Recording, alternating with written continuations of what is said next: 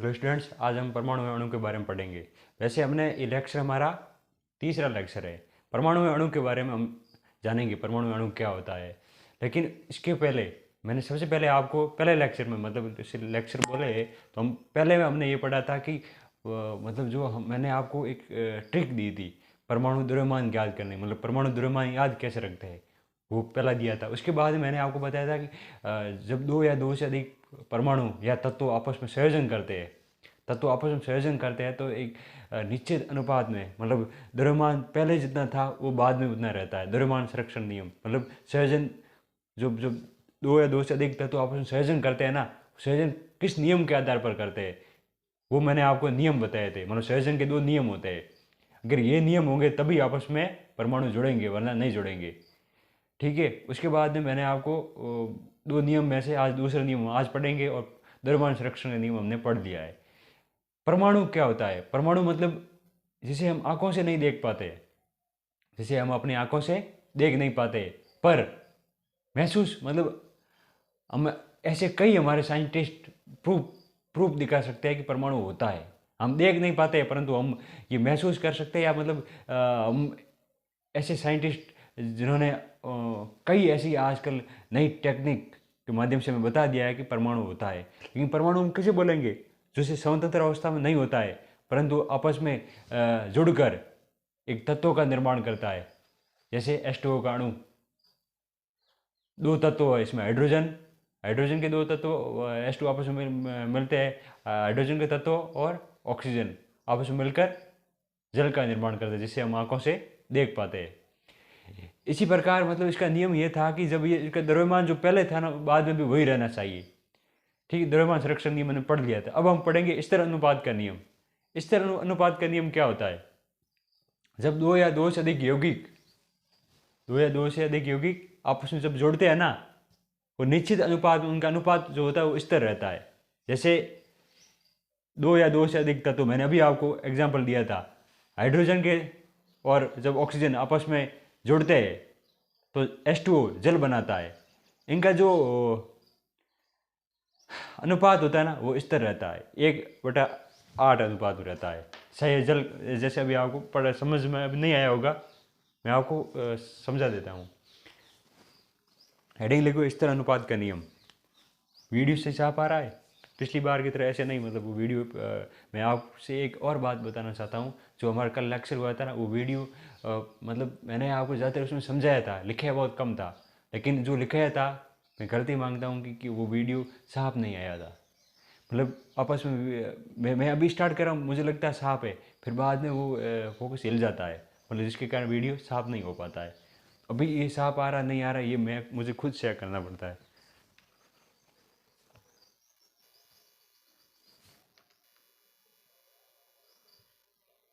अभी तो मतलब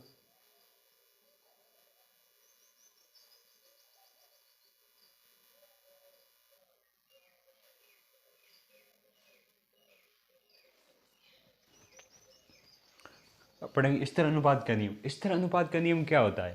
हेडिंग लिखो आप, स्तर अनुपात का नियम।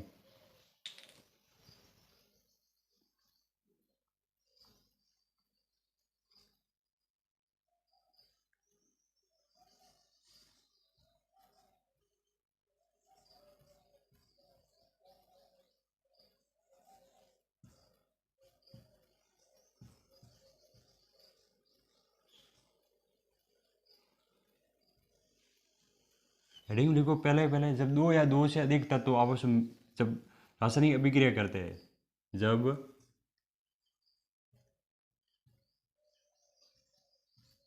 दो या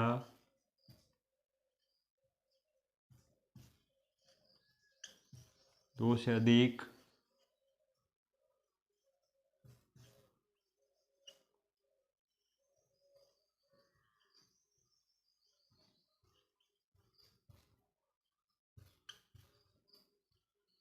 आपस में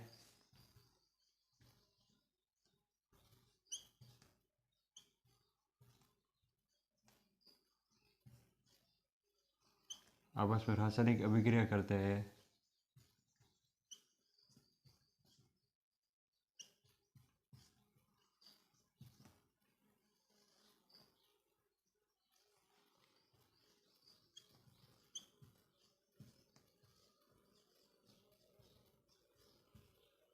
क्या करते हैं, इनका अनुपात जो होता है ना वो निश्चित होता है, स्थिर होता है। इन यौगिकों का जब दो या दो से अधिक तत्व आपस में मिलकर मिलकर रासायनिक अभिक्रिया आपस में मिलकर यौगिक का निर्माण करते हैं। दो या दो से अधिक तत्व आपस में मिलते हैं, उन्हें क्या बोलते हैं? यौगिक बोलते हैं।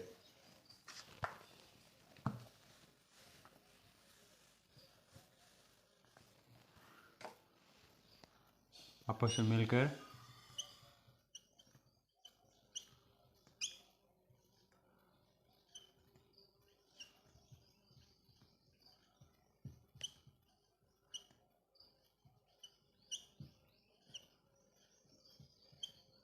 यौगिक का निर्माण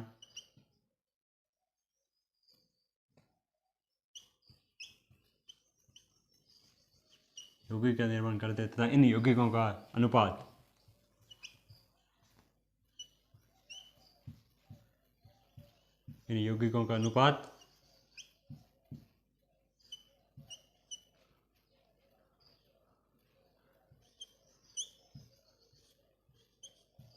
अनुपात स्थिर रहता है।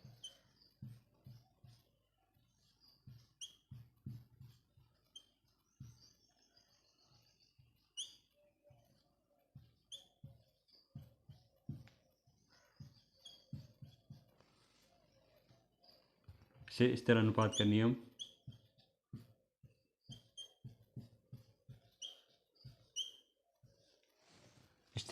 का नियम कहते हैं।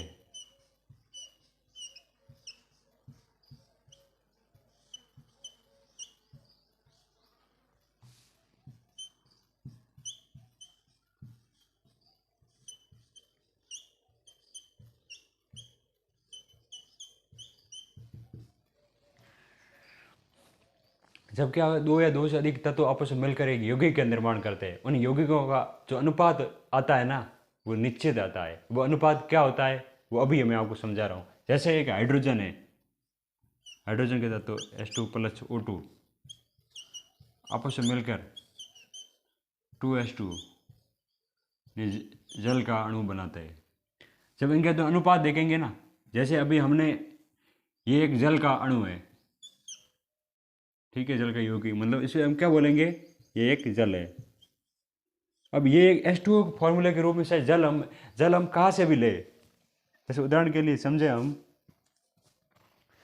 जल को हम है ना, यदि हम प्रयोगशाला में जो बनता है जल, प्रयोगशाला में भी हम जल को बना सकते हैं।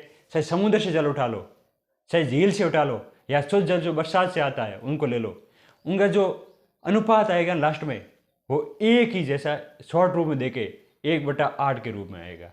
जैसे हम देख लेते हैं समुद्र का जल या किसी और का जल देखते हैं, जैसे सपोज एक आपने 4 जल के सैंपल लिए, एक आपने झील का जल लिया, दूसरी तरफ आपने समुद्र का जल लिया, तीसरी तरफ आपने बरसात का जल लिया, चौथी तरफ आपने प्रयोगशाला में जो बनाया हुआ जल है वो आपने 4 सैंपल इकट्ठे किए एक बर्तन में, अलग अलग बर्तन में। एक बर्तन में आपने समुद्र का जल रख दिया, दूसरे बर्तन में आपने झील का जल रख दिया, और तीसरे में प्रयोगशाला का, और चौथे में बरसात का। अब हम देखते हैं मतलब उनका अगर अनुपात हम देखें किस रेशियो में प्राप्त होगा। जैसे हम उदाहरण के लिए समझे 18 ग्राम आपके पास H2O के अणु है, तो बताओ इनका अनुपात क्या प्राप्त होगा। हमें अनुपात के रूप में प्राप्त करें तो हमें किसी भी अनुपात ज्ञात करना है, तो 18 ग्राम H2O में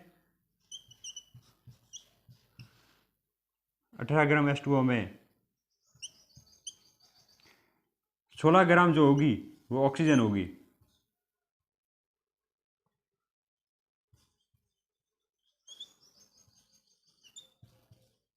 ऑक्सीजन, और 18 ग्राम जो जल है ना आपके सामने, वो 16 ग्राम ऑक्सीजन प्लस 2 ग्राम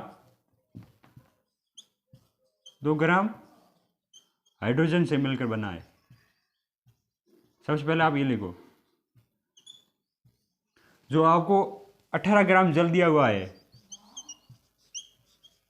18 ग्राम जो जल ये दिया हुआ है ना H2O, ये 16 ग्राम ऑक्सीजन से मिलकर बना है, तो 2 ग्राम हाइड्रोजन से मिलकर बना है।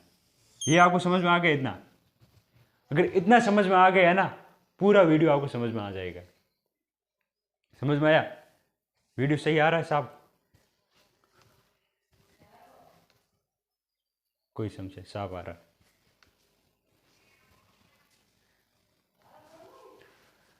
अब इनका हमें अनुपात ज्ञात करना है, तो अनुपात कैसे ज्ञात करेंगे? इस तरह अनुपात ज्ञात करना है ना आपको। जो इनका ग्राम में मास का रेशियो दिया हुआ है ना, हाइड्रोजन का रेशियो मास में, एम को मास मतलब द्रव्यमान लिखते हैं, हाइड्रोजन लिख देता हूं, और यहां पर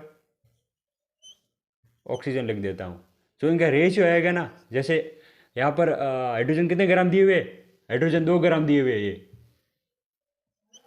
2 ग्राम, और ऑक्सीजन कितने ग्राम है? 16 ग्राम। अब इनका शॉर्टकट रूप, 2 का भाग 16 में दिया, एक, 2 एकम 2, 2 दूनी मतलब 8, 1/8 मतलब 1/8 में रेशियो प्राप्त होता है। ये शॉर्टकट मतलब ये जल जो भी होता है ना, वो जिनका निश्चित मतलब जो स्थिर अनुपात होता है, वो 1/8 अनुपात में होता है। ये आपको समझ में आया इतना? ये आपको नोट्स बनाने। उसके बाद दूसरा और उदाहरण लेंगे। हमने 4 सैंपल लिए थे, एक में क्या लिया था? बरसात का जल, दूसरे में अलग अलग में हम 4 सैंपल लेंगे। उसका अगर हम कोई जल खारा रहा होता है, कोई जल थोड़ा मीठा होता है, थोड़ा कुछ नमकीन, थोड़ा और थोड़ा मीठा मिक्स में होता है। इसी प्रकार हम देखेंगे कि ये जो जल का अगर हम रेशियो प्राप्त करें निश्चित अनुपात में, वो 1/8 ही अनुपात में प्राप्त होगा हमें। जल सही कहाँ से भी लो आप जल, समझे आप? तो ये आप नोट्स बना लो इतना। अब हम दूसरा और एग्जाम्पल लेते हैं। 18 ग्राम ले लिया। अब हम लेते हैं 9 ग्राम अगर जल हो आप, जिनका रेशियो हो, ठीक है? ये पहले आप क्या बनाओ? नोट्स बनाओ इसके। मैं साइड में हट जाता हूं।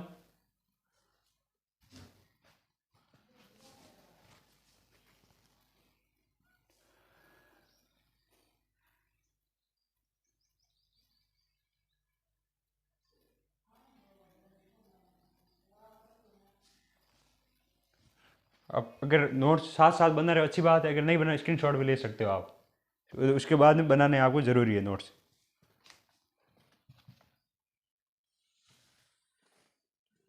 दूसरा एग्जाम्पल लेते हैं 9 ग्राम H2O।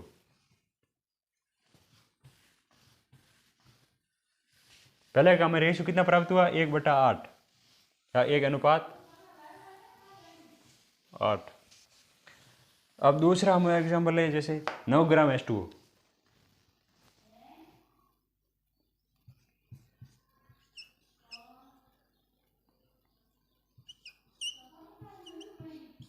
नौ ग्राम H2O में तो इसका सॉल्यूशन देखेंगे। 9 ग्राम H2O का मतलब क्या हुआ? 9 ग्राम जल में बराबर लिखेंगे 8 ग्राम H2O है, 8 ग्राम ऑक्सीजन है। 8 ग्राम क्या है? 9 ग्राम अगर आपको टोटल दिया हुआ है तो उसमें से 8 ग्राम ऑक्सीजन होगी, ठीक है? मतलब ग्राम में, ठीक है? और 1 ग्राम जो है वो है हाइड्रोजन। यदि हम इनका रेशियो प्राप्त करें, रेशियो क्या होगा? मास ऑफ हाइड्रोजन मतलब m, इसका रेशियो जो भी ग्राम में दिया हुआ है, हाइड्रोजन का रेशियो, ऑक्सीजन का रेशियो। तो यहाँ पर हाइड्रोजन का रेशियो कितना है? 1, और ऑक्सीजन का रेशियो कितना है? 8, 1/8। इसका भी कितना हुआ? 1/8, 1/8। और पिछली बार कितना आया था? 1/8। मतलब इनका द्रव्यमान। और भी देख लेते हैं एग्जाम्पल। ये आप नोट्स बनाओ या ना बनाओ आपके हिसाब से, लेकिन मेरे हिसाब से बनाओगे तो अच्छा रहेगा। वीडियो को पॉज करके बना लेना, ठीक है? अब तीसरा एग्जाम्पल लेते हैं हम।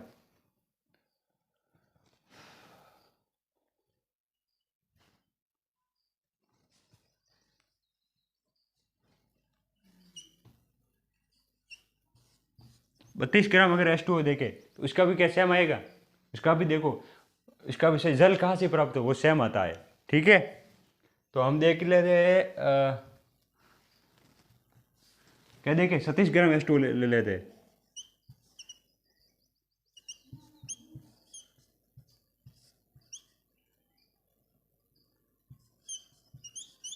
H2O का मतलब क्या हुआ? 36 ग्राम जल में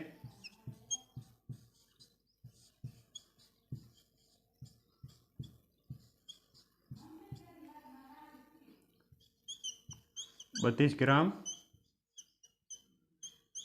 32 ग्राम क्या है आपके पास? ऑक्सीजन।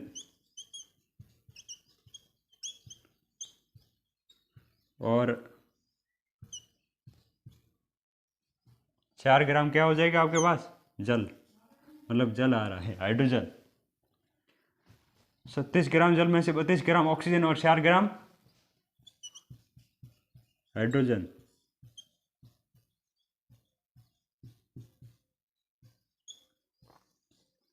तो अब इनका रेशियो ले,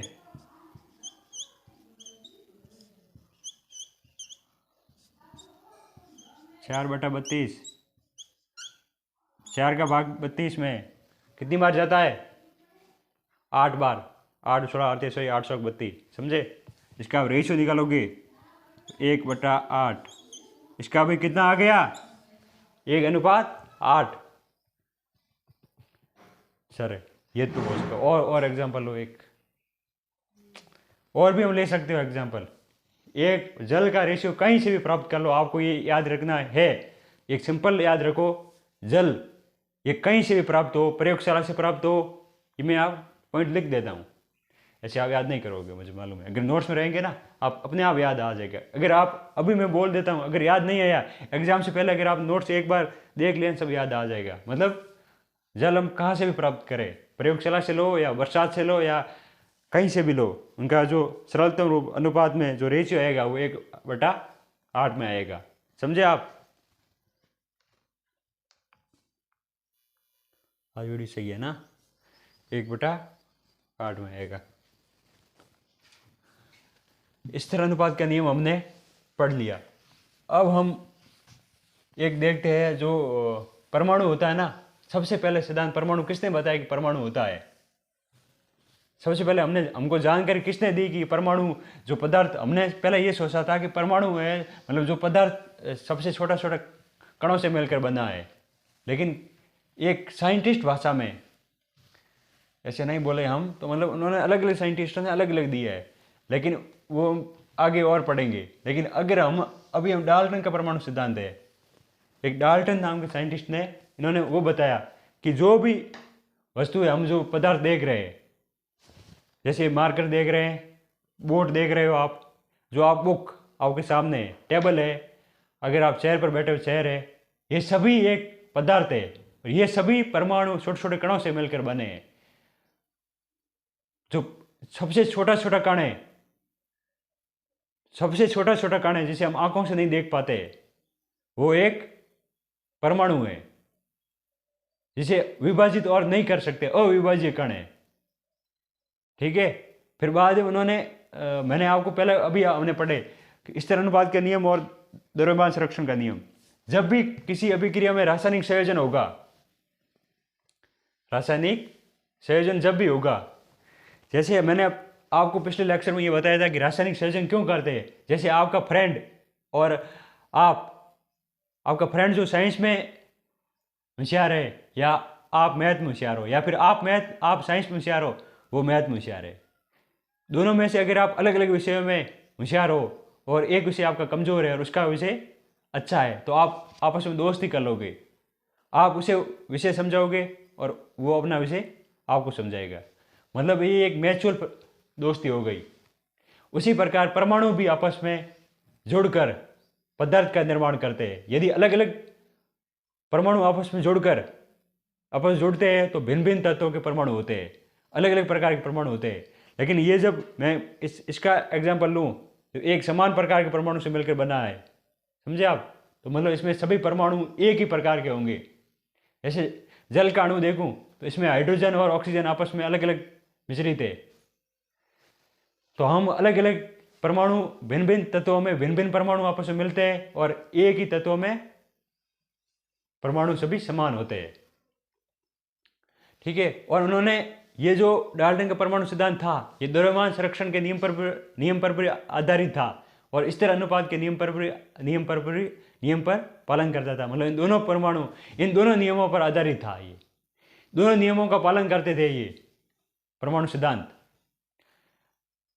आपके बुक में डाल्टन का परमाणु सिद्धांत अगर हम सरल रूप में देखें, डाल्टन का परमाणु सिद्धांत क्या होता है, यदि हम वास्तव में अगर मतलब आसान भाषा में समझना चाहे अपनी भाषा में, तो आपको सबसे पहला पॉइंट ये लिखना, याद करना है, जो परमाणु होते हैं वो छोटे अविभाज्य कण है, पहला पॉइंट। उसके बाद दूसरा पॉइंट, सभी पदार्थ परमाणु से मिलकर बने होते हैं। तीसरा पॉइंट, जो दिए गए पदार्थों में यदि समान प्रकार के परमाणु से मिलकर कोई पदार्थ बना है तो वो पदार्थ समान प्रकार का होगा। यदि उनमें भिन्न भिन्न तत्वों में परमाणु भी भिन्न भिन्न होते हैं, अलग अलग प्रकार के परमाणु आपस में मिलकर संयोजन करके भिन्न भिन्न तत्वों का निर्माण करते हैं, भिन्न भिन्न पदार्थ आपको दिखेंगे। और आप इसका एग्जाम्पल समझे तो मतलब जो परमाणु आपस में जो मिलेंगे अभिक्रिया करके, जो रासायनिक अभिक्रिया से पहले और रासायनिक अभिक्रिया के बाद में परमाणु का द्रव्यमान जो होगा वो पहले जितना ही होगा। जैसे परमाणु अभिक्रिया में जो अभिक्रिया करने से पहले जिनका जितना द्रव्यमान था उसका बाद में भी उतना ही रहेगा, नहीं तो उससे बराबर रहेगा, नहीं तो उससे ज़्यादा हो जाएगा, नहीं उससे कम होगा। ये एक डाल्टन का परमाणु सिद्धांत है। मैंने आपको अभी समझाया है, लेकिन अगर आप लिख दोगे अभी तो आपको पक्का पूरा याद हो जाएगा। तो वीडियो एकदम साफ है।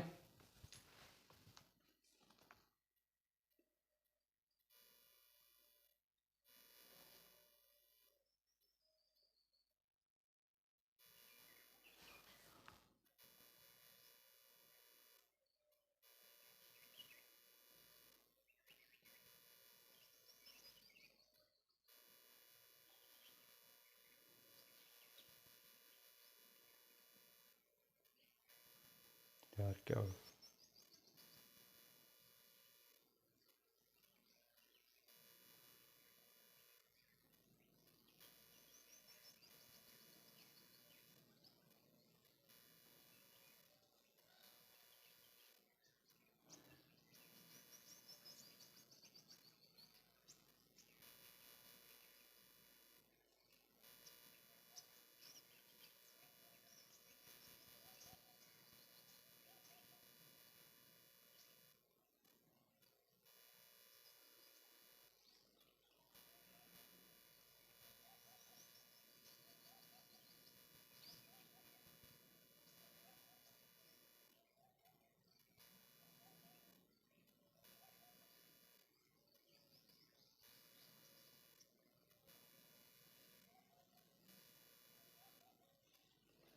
वीडियो यार सही नहीं।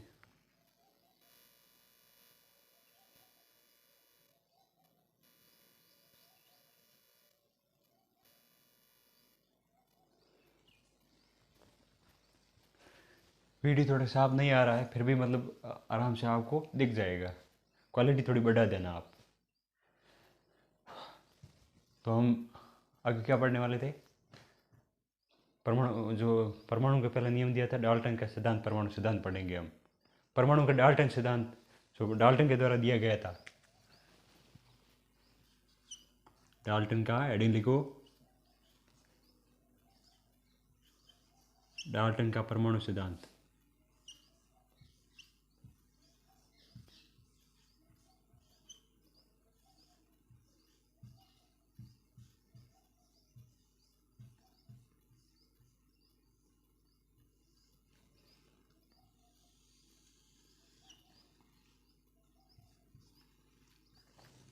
सभी पदार्थ जो होते हैं वो परमाणु से मिलकर बने होते हैं। सबसे पहला पॉइंट,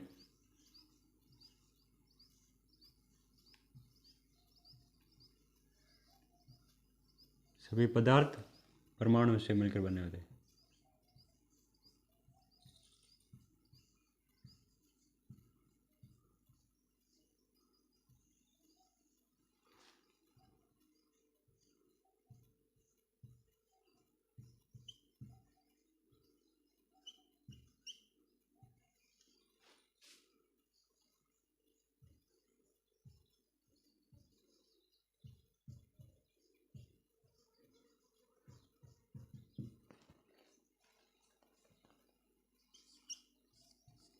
परमाणु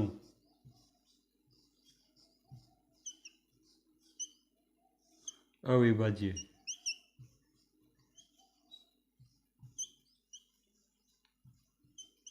मैं थोड़ा बड़े लिख दूंगा जो आपको अच्छी तरह नजर आए दिख जाएंगे। परमाणु अविभाज्य सूक्ष्मतम कण है।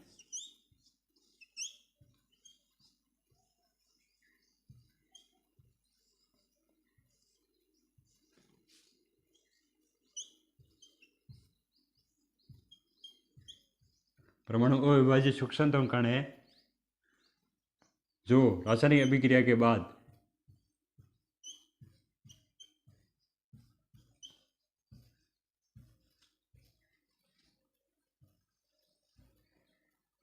रासायनिक अभिक्रिया के बाद और पहले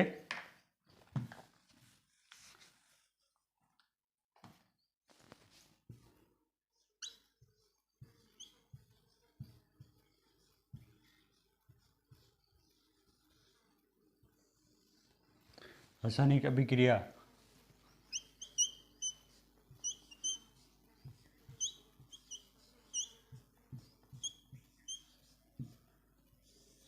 रासायनिक अभिक्रिया में रासायनिक अभिक्रिया से पहले वो बाद में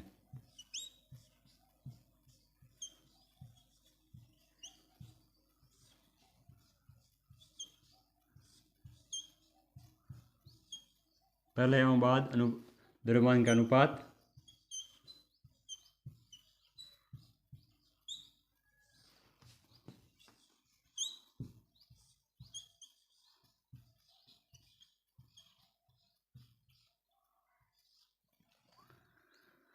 या फिर ऐसे लिख द्रव्यमान संरक्षण रहता है।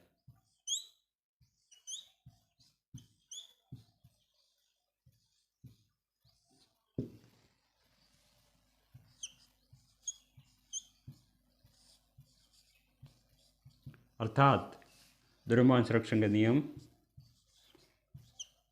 द्रव्यमान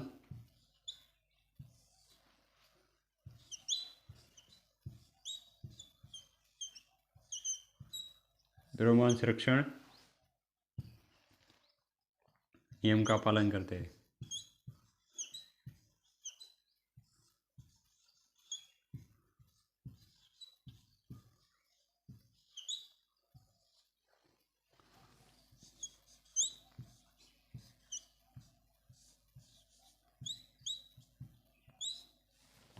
तीसरा पॉइंट, समान प्रकार के तत्वों के परमाणुओं में समान प्रकार के पदार्थ समान प्रकार के चाहे सभी प्रकार के परमाणु लिख दीजिए, सभी प्रकार के परमाणु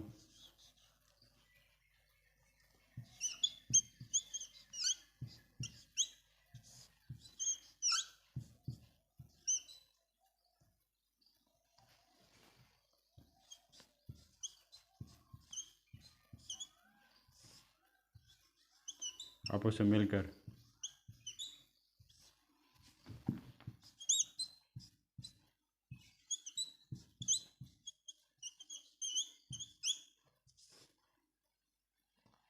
सभी प्रकार के पदार्थों में परमाणु मिलकर बने होते हैं। ये सभी पदार्थ परमाणु से मिलकर बने होते हैं। ये आपने पॉइंट लिख दिया है, तो अगर इसका सही रूप में लिखे, भिन्न और समान प्रकार दोनों में लिखे, पहले भिन्न लिख देते हैं।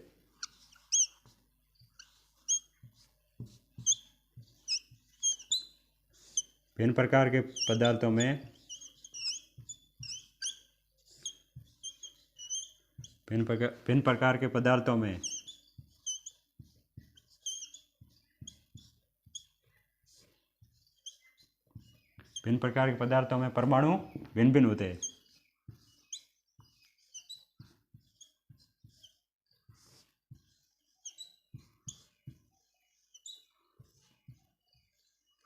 भिन्न प्रकार से मिलकर बने हैं।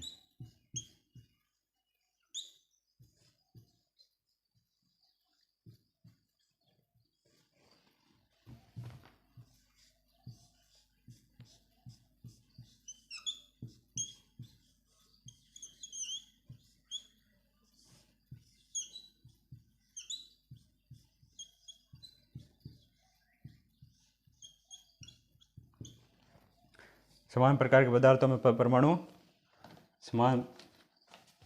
अब चौथा पॉइंट लिखो।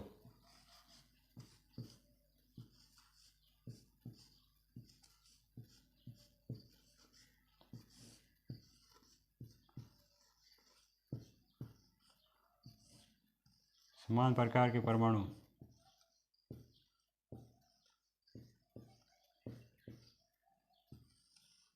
समान प्रकार के पदार्थों में परमाणु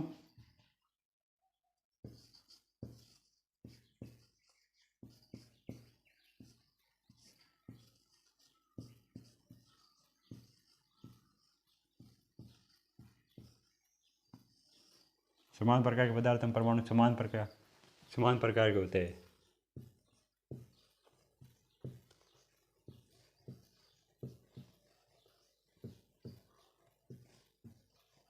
के होते हैं।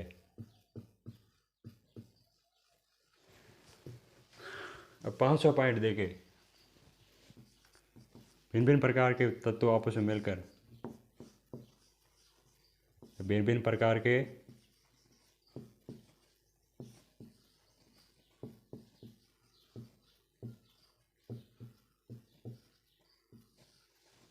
आपस में संयोजन करके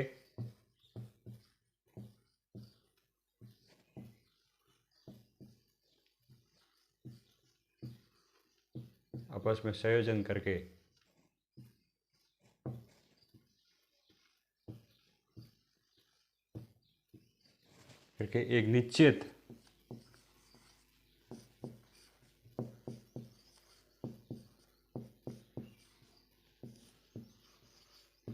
पूर्ण संख्या में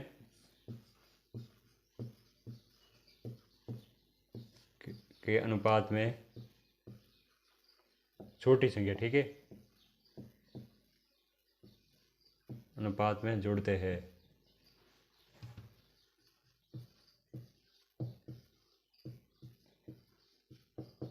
अर्थात स्थिर अनुपात नियम का पालन करते हैं।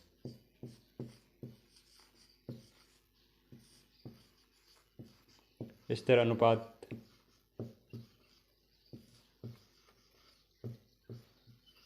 नियम का पालन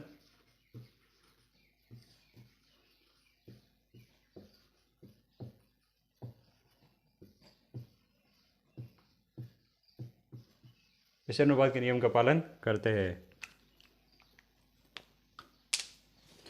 वीडियो से हिसाब आ रहा है? आप इसको नोट्स बनाओ, मैं आपकी इंक डाल देता हूँ। नोट्स आप साथ साथ बनाने हैं, ठीक है। वीडियो साफ आ रहा है?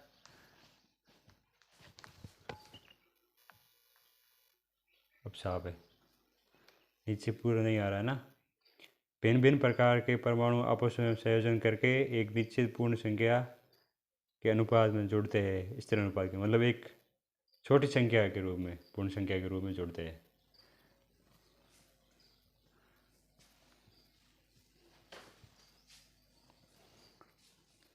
आप ये नोट्स बनाओ, ठीक है।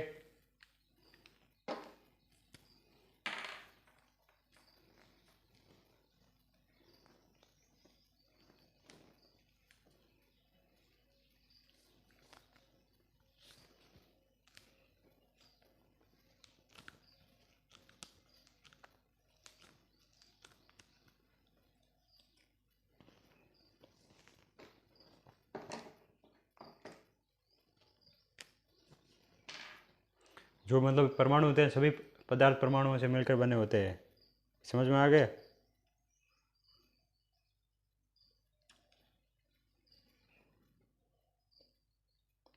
और इसके बारे में क्या बोलोगे आप? और अगर आपको समझाना हो, जो परमाणु होते हैं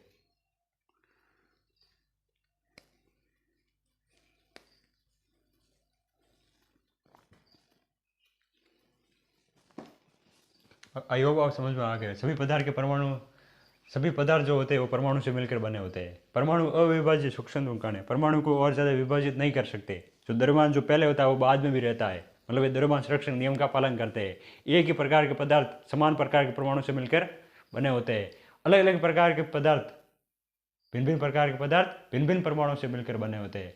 और जो आपस में जो परमाणु आपस में भिन्न भिन्न प्रकार के परमाणु जो आपस में संयोजन करते हैं, जुड़ते हैं, एक छोटी संख्या निश्चित संख्या अनुपात में प्राप्त होता है, जो स्थिर अनुपात के नियम का पालन करता है। मतलब हम बोल सकते हैं कि जो ये डाल्टन का परमाणु सिद्धांत है, ये द्रव्यमान संरक्षण का नियम का भी पालन करता है और स्थिर अनुपात के नियम का भी पालन करता है।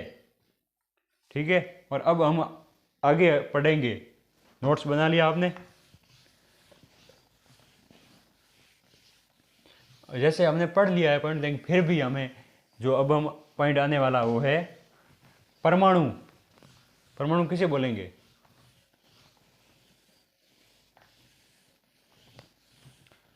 लेकिन आप एग्जाम में अगर आ जाए परमाणु, आपके वार्षिक परीक्षा में सपोज ये सवाल आ जाए कि परमाणु किसे बोलेंगे, 1 नंबर का सवाल आ जाए या 2 नंबर का आ जाए, तो आप आंसर क्या बोलोगे? मैंने अभी आपको बताया था, लेकिन ये परफेक्ट एक भाषा में अगर हमको एग्जाम आंसर देना है तो हम क्या बोलेंगे? परमाणु जो होता है ना, वो एक स्वतंत्र अवस्था में नहीं होता है, हम अपनी आंखों से देख नहीं पाते, लेकिन ये एक रासायनिक अभिक्रिया में भाग लेता है। भाग लेकर परमाणु आपस में मिलकर क्या बनाते हैं? क्या बनाते हैं? और आगे पढ़ेंगे अणु के बारे में वगैरह, वो यौगिक अणु वगैरह सब आगे पढ़ेंगे। लेकिन परमाणु क्या होता है? जो स्वतंत्र अवस्था में नहीं रहता है, लेकिन रासायनिक अभिक्रिया में पार्टिसिपेट करता है, रासायनिक अभिक्रिया में भाग लेता है, उसे परमाणु बोलते हैं। अगर हम डेफिनेशन लेके परमाणु की,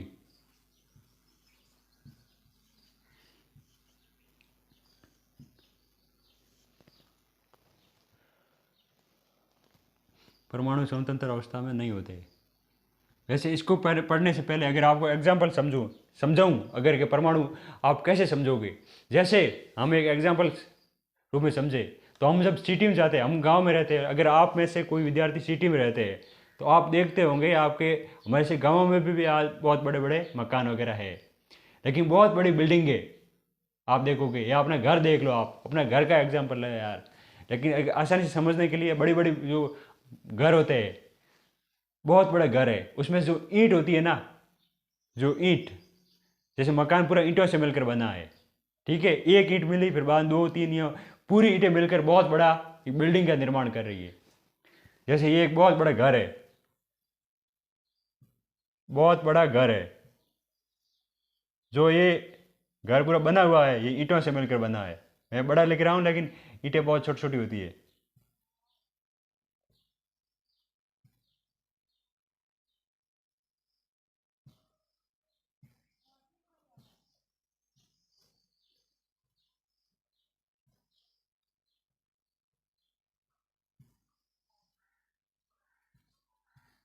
जैसे ये एक घर है, पूरा खराब हो गया है।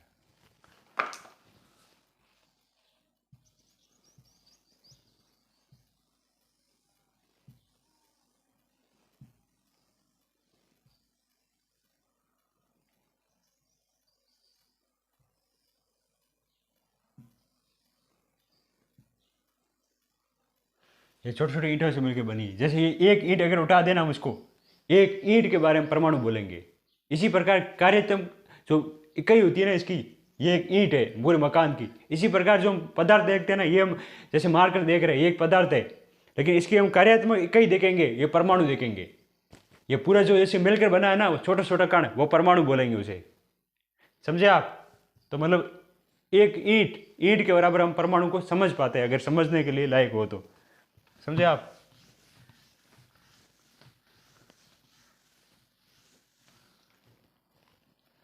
परमाणु क्या होगा? संरचनात्मक मतलब सबसे छोटी छोटी इकाई है, ऐसे बोले। परमाणु अविभाजित सूक्ष्मतम कण होता है, और विभाजित जैसे अब आगे आप और पढ़ोगे, लेकिन अगर इसकी स्टैंडर्ड डेफिनेशन के बारे में पढ़े तो मतलब परमाणु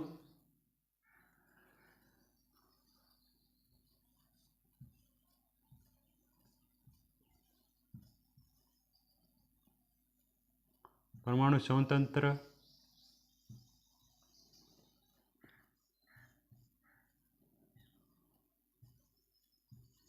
अवस्था में नहीं पाया जाता है।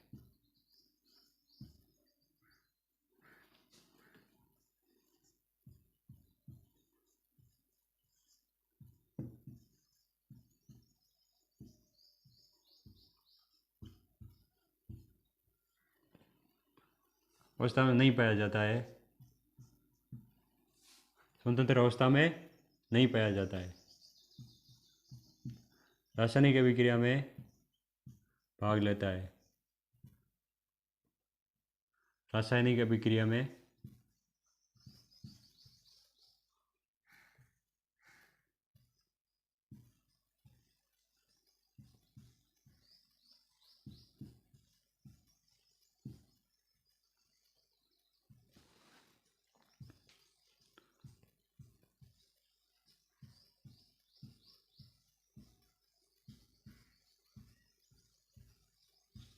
रासायनिक अभिक्रिया में भाग लेता है।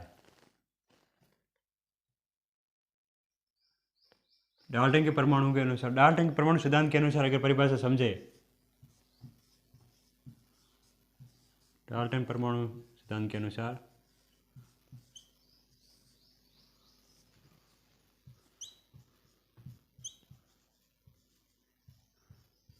अनुसार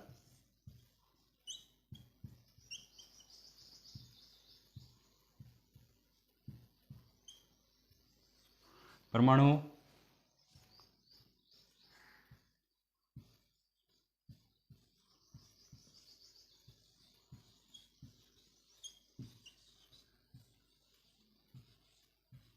सूक्ष्मतम कण है।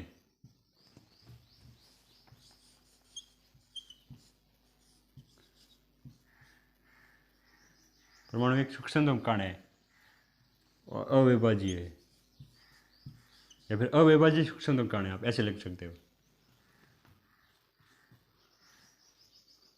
अविभाज्य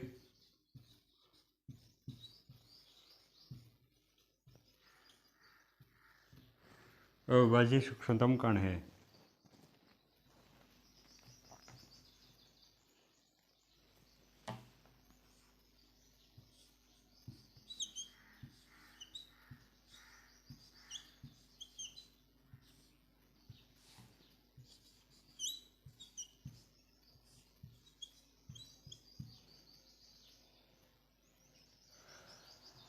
परमाणु अविभाज्य सूक्ष्मतम कण है जिसे हम अपनी आंखों से नहीं देख पाते। ठीक है, परमाणु स्वतंत्र अवस्था में नहीं पाया जाता है, सबसे छोटा छोटा कण होता है, और जो परमाणु की त्रिज्या होती है जिसे हम आंखों से नहीं देख पाते, 10⁻⁹ नैनोमीटर होता है। समझे आप? अब ये हेडिंग लिखो आप, बाद में आगे और पढ़ते हैं हम। ठीक है, आप नोट्स बनाओ।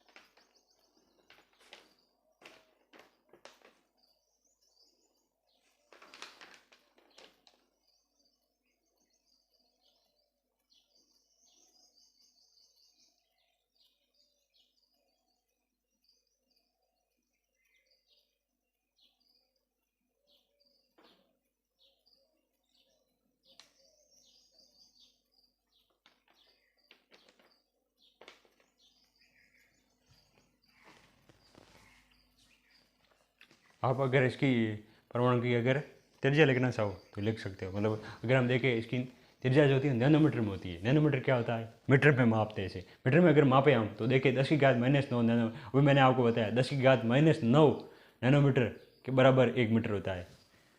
इसकी जो त्रिज्या हम देखें तो 1 नैनोमीटर में होती है, और 1 मीटर बराबर -9 नैनोमीटर। 1 मीटर कितना छोटा होता है? 1 मीटर इतना, मतलब जो एक, अगर हम देखें ना, मीटर के 10⁻⁹ -9 मीटर छोटा होता है। 10⁻⁹ कितना, इसका मतलब आप देख लो, एग्जाम्पल समझो, अगर आपका गांव एक है तो उसमें से एक छोटी सी रखी फुटबॉल पूरे गांव के अंदर, उससे भी अगर इतना छोटा ज़्यादा हो जाएगा, इतना परमाणु होता है। 1 मीटर बराबर 10⁻⁹ मीटर। ये अगर लिखो भी नहीं लिखो भी आप भी, ज़्यादा ज़रूरत नहीं है, आपको मेन परमाणु की परिभाषा आनी चाहिए। अब परमाणु के बाद हम क्या पढ़ेंगे आगे? परमाणु जो द्रव्यमान। द्रव्यमान मैंने अभी आपको पहले लेक्चर में ही बता दिया, अगर आपको याद करना जरूरी है। परमाणु द्रव्यमान हम बोलेंगे किसे? परमाणु द्रव्यमान मैंने आपको पहले से पढ़ा दिया है। सबसे पहले टॉपिक स्टार्ट किया था परमाणु द्रव्यमान, मैंने आपको सिखाया था परमाणु क्रमांक ये होता है, परमाणु द्रव्यमान ये होता है। लेकिन परमाणु द्रव्यमान हम अगर बोले तो एक प्रोटॉन, मतलब जो परमाणु होता है ना, परमाणु के अंदर भी तीन चीज़ें होती है, प्रोटॉन, इलेक्ट्रॉन और न्यूट्रॉन। उनके योगों को परमाणु द्रव्यमान बोलते हैं। ये आपके लायक नहीं है, लेकिन आप अभी समझने के लिए हम या फिर ऐसे आगे पढ़ेंगे, ठीक है। और अगर हम देखें परमाणु द्रव्यमान की इकाई, अगर द्रव्यमान पढ़ ले अभी, परमाणु द्रव्यमान क्या होता है?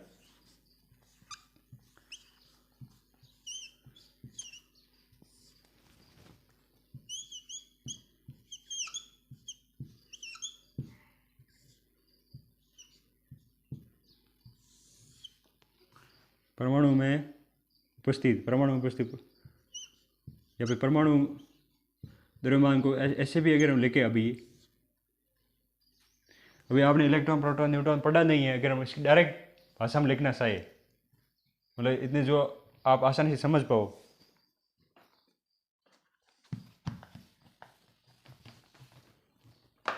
अगर आसान भाषा में, अभी आप प्रोटॉन, इलेक्ट्रॉन तथा न्यूट्रॉन के योग को वास्तव में ऐसे बोलेंगे, परमाणु द्रव्यमान किसे बोलेंगे? प्रोटॉन, इलेक्ट्रॉन, न्यूट्रॉन के योग को। लेकिन हम अगर किसी भी, अभी आप नहीं पढ़ा इसलिए अभी हम लिखवा देता हूँ, किसी भी परमाणु के द्रव्यमान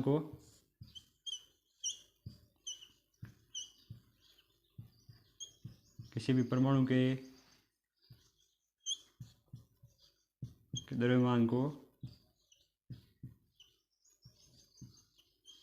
परमाणु द्रव्यमान कहते हैं।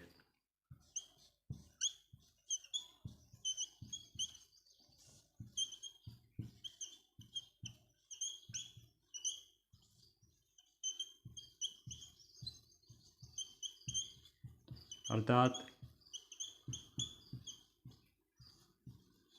इलेक्ट्रॉन,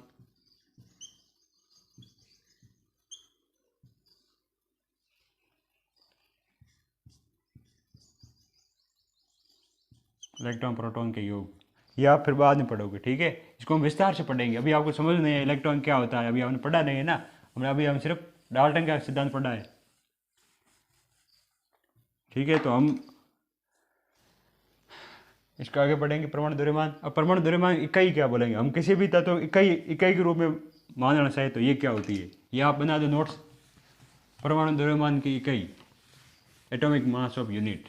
एटॉमिक मास यूनिट क्या है? अब हम इसका द्रव्यमान कैसे ज्ञात करते हैं? द्रव्यमान ज्ञात करने का मतलब एक स्तर, मतलब जो होती है ना, परमाणु द्रव्यमान इकाई,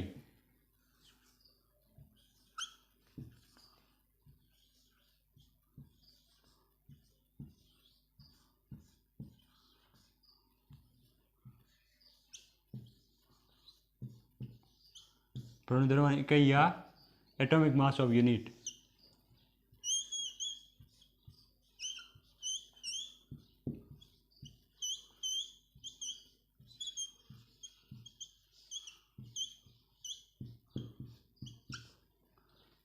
ऐसे बोलेंगे AMU।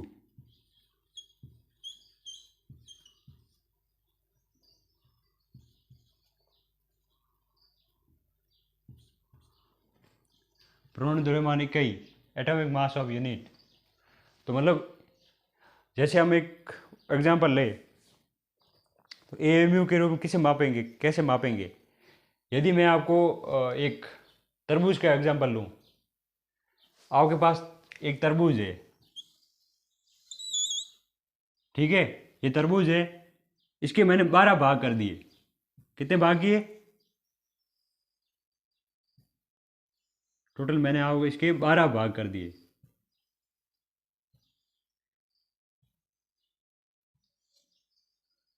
एक, दो, तीन, चार, 5, 6, 7, 8, 9, 10, 11 और 12, मैंने इसके 12 भाग पूरे किए।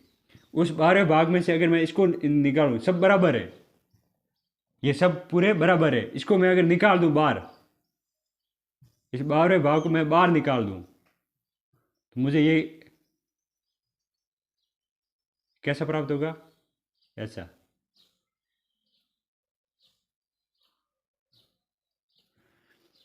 ये जो प्राप्त होगा ना, ये पूरे त्रिभुज का मैं इसे क्या बोलूँगा? ये पूरे त्रिभुज का 1/12 भाग है, मतलब 12 में से पहला भाग है, मतलब 12 में से ये एक का भाग ये पूरा है, इस पूरे त्रिभुज का 1/12 भाग, क्योंकि मैंने पूरे 12 टुकड़े किए, 12 में से एक मैंने बाहर काट दिया, 1/12 भाग ये मैंने बाहर निकाल दिया। समझ में आया? इतना समझ में आया? परमाणु द्रव्यमान आपकी यूनिट आपको समझ में आ गई। अगर इसका नाम मैंने तरबूज की जगह अगर C12 लिख दूं, कार्बन 12, इसका नाम कार्बन 12 है। अगर मैं आपको याद करने के लिए, आपको आसानी से याद हो जाए, कार्बन 12 के 1/12 भाग को AMU मतलब परमाणु द्रव्यमान मास यूनिट इकाई बोलते हैं। समझ में आया?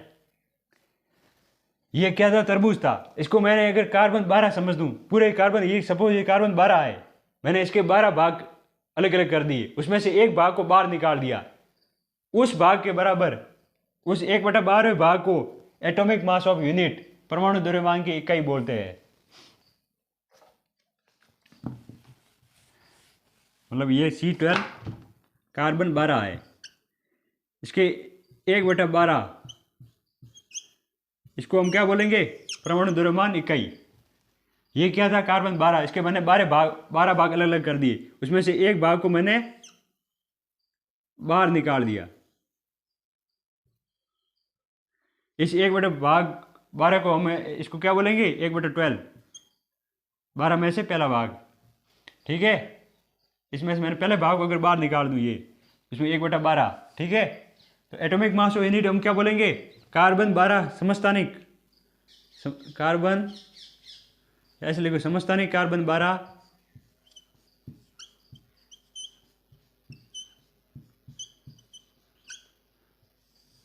समस्थानिक कार्बन 12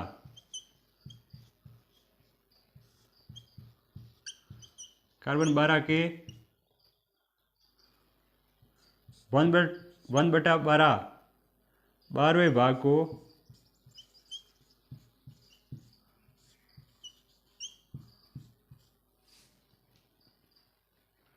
परमाणु द्रव्यमान इकाई बोलते हैं।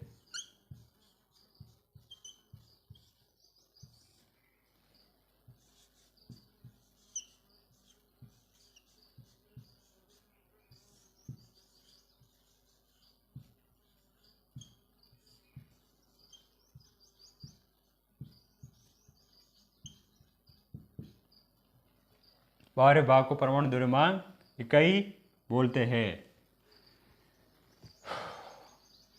और इसका किलोग्राम माप कितना होता है? 1.66 × 10⁻⁻27 kg के बराबर होता है। मतलब जो ये C12 अगर मैं ये आपके पास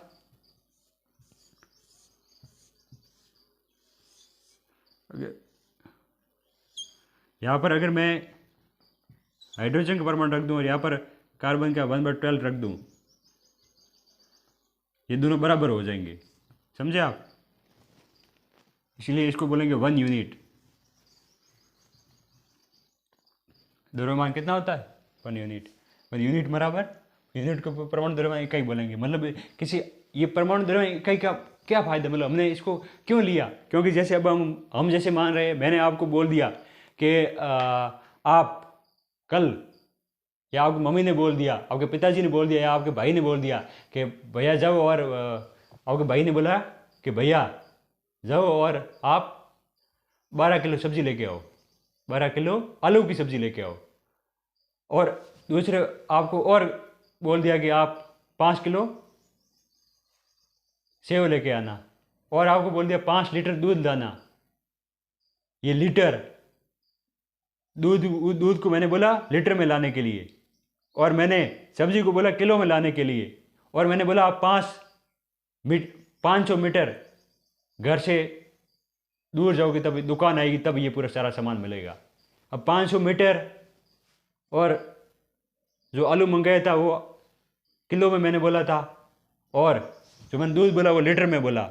ये सब जो इनको मापने का तरीका है, मतलब हम बोलते हैं कि 500 मीटर जाना पड़ेगा हमें, 5 लीटर दूध लाना पड़ेगा, ये लीटर में, किलो में। इसी प्रकार के परमाणु को हम यदि मापेंगे, मापने की इकाई उसे हम एटॉमिक मास ऑफ यूनिट, द्रव्यमान मापने की इकाई, कार्बन 12 के 12वें भाग को हम एटॉमिक मास ऑफ यूनिट बोलेंगे। कार्बन समस्थानिक कार्बन 12 समस्थानिक, ठीक है, कार्बन 12 समस्थानिक के 1/12वें भाग को परमाणु द्रव्यमान इकाई बोलेंगे, जिसे atomic mass of unit AMU, short रूप में पढ़ूं, AMU का मान कितना होता है? 1 पॉइंट, आपको याद रखना है, 1.66 10⁻⁻27, ये आपको याद करना है।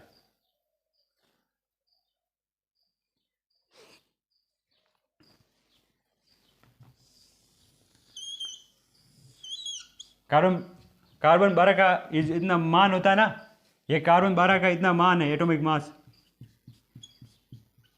ये 1.66 × 10⁻⁻27 kg। समझे आप? आपको अगर पूछ ले, आपका सवाल हुआ आएगा, ये आएगा, या तो फिर आपको ये बोलेगा कि एटॉमिक मास ऑफ यूनिट कितनी होती है? 1.66 × 10⁻⁻27 kg होती है। ये आपको याद करनी है, ठीक है। जिस प्रकार हम बोलते हैं 1 किलो है, 5 किलो है, 5 लीटर है, 500 मीटर जाना है, ठीक है। उसी तरह मापने के लिए हमने परमाणु द्रव्यमान इकाई का इस्तेमाल किया, परमाणुओं को मापने के लिए, परमाणु द्रव्यमान मापने के लिए, ठीक है। परमाणु द्रव्यमान मापने के लिए हमने इसका इस्तेमाल किया। और कार्बन 12 के 1/12 भाग, ये आपको समझ में आ गया? तो ये इतना आसान काम है, आपको याद करना। और अगर आपको एग्जाम ये आ गया परमाणु द्रव्यमान इकाई किसे बोलते हैं, समस्थानिक कार्बन 12 के 1/12 भाग, 1/12वें भाग को परमाणु द्रव्यमान के इकाई बोलते हैं हम। अगर आपको इतना सारा याद हो गया, अगर इतना आपको याद है, तो आपके लिए बहुत ही मतलब आसान चैप्टर हो जाएगा। अब मतलब ये जो मेन है ना, इसमें से सवाल आएगा आपको एग्जाम में। तो आज का लेक्चर हम यहीं पूरा करते हैं, और कल इसी टाइम पर, कल हम फिर आगे पढ़ेंगे अणु के बारे में, अणु क्या होता है, फिर बाद में आगे और पढ़ेंगे। अपना ध्यान रखो और पढ़ाई करते रहो। All the very best.